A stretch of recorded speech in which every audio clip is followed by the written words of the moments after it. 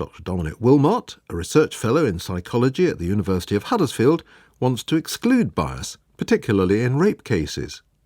He's come up with the novel, not to say controversial, idea of screening juries in England and Wales ahead of a rape trial and excluding those guilty of what he calls rape myth acceptance.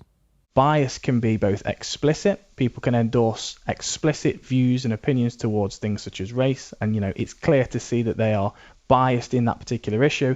But also bias can function implicitly. It sits below conscious awareness, and often we're not able to recognize or even understand that we hold such biases. So the idea that jurors can be told to set aside their biases, that they quite simply agree to do so and judge the facts impartially, is totally unfounded. We know that bias sits implicitly, and therefore jurors quite simply can't put those to one side. What does influence juries? So what we found then was that demographic factors such as age, gender, level of education, none of those characteristics had any direct relationship upon the verdicts that jurors returned.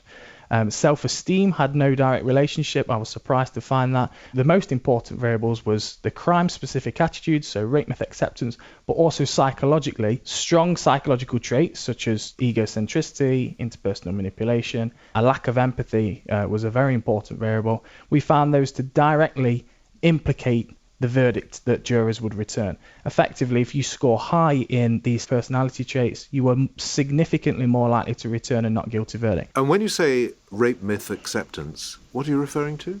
So common rape myths are that a person who commits a rape is a stranger that's hiding in a dark alleyway or a bush and jumps out and violently attacks somebody. We know that this is not the case. This is actually only 10% of cases are this way. Another common rape myth would be if a woman wears a short skirt, or if she invites a man home, or she willingly goes home with a man having met him in a nightclub, that this is some sort of acceptance that sex will occur. And the way it can have a negative impact when this reaches trial is jurors think, if this is the perception of a real rape is and it doesn't match that, then this can't be a rape and I can't return a guilty verdict. And your answer is what then? How would you deal with the problem of jury bias? Well, I think there's a number of different solutions. The first being we re-educate jurors, so we give them further training around crime-specific attitudes, like some jurisdictions across the world do. They will give expert testimony around some of the biases that jurors may likely buy into, in the hope that they're able to set those aside. I have to admit, I strongly advocate against that system. I don't think it would work. We attempted to test this premise. Does it work? Will it reduce bias? And it appeared not to.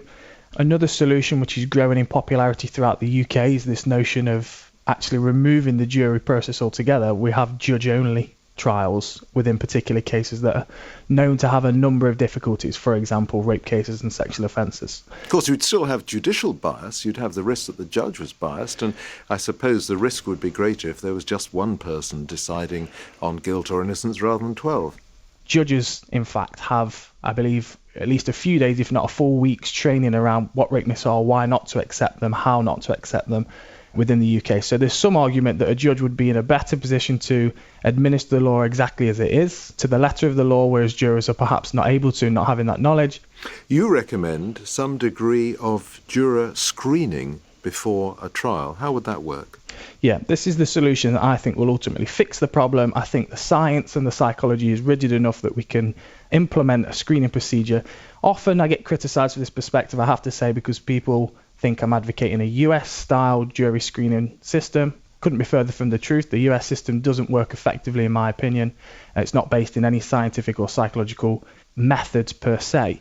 And how would it work in practice? Would you ask potential jurors a series of questions before they're allowed to serve? Yeah. And, these are subtle enough now, these questions, that we'll be able to effectively assess what attitudes they have towards crimes such as rape without them really knowing that that's what we're doing. I don't want you to give the game away, but give me an example of the sort of subtle question you might ask which might enable you to decide whether a juror was, as you put it, rape trial eligible. So an example of a question would be, alcohol is often the culprit when a woman is raped. So this is what causes the rape rather than the defendant's actions per se. So it's around assessing jurors' attitudes towards where blame lies. Is the defendant culpable themselves, or is there external factors that we can use as an excuse almost to excuse the offence of rape? Surely a judge can explain all that to a jury. tell them to put aside these biases you've identified and then enable the jury to decide the case on the evidence?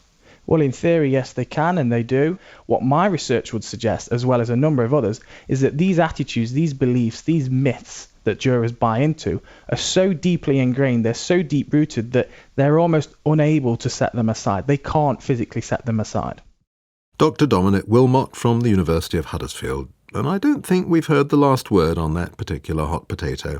The University of Huddersfield, inspiring tomorrow's professionals.